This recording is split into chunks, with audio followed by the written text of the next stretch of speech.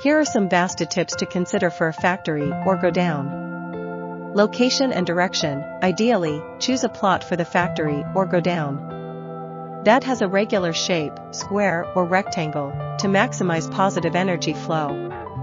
The plot should be level and slightly elevated in the southern or western part. The main entrance of the factory or godown should face the east, north or northeast direction for auspiciousness. Construction and layout. Construct the factory or godown with a strong and stable structure. Keep the center of the building free from heavy machinery or clutter to facilitate the flow of positive energy. Entrance. The main entrance should be well lit and spacious.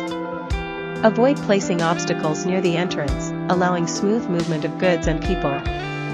Zones and directions. Administrative and office areas are best located in the north, east, or northeast sections of the building.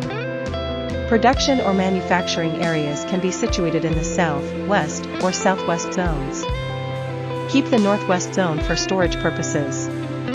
Placement of machinery and equipment. Place heavy machinery in the southwest or western part of the factory. Ensure that machinery is arranged in a way that allows for smooth movement and workflow. Colors and decor. Use light and neutral colors for the interior walls and decor to create a clean and calm environment. Avoid using dark or loud colors in work areas.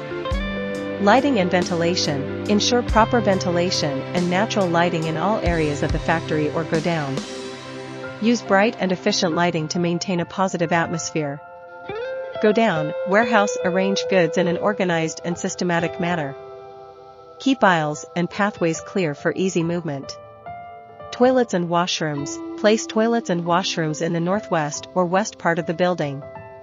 Security and safety. Install security systems in the east or southeast direction to protect the premises. Ensure that safety measures and equipment are easily accessible and well maintained.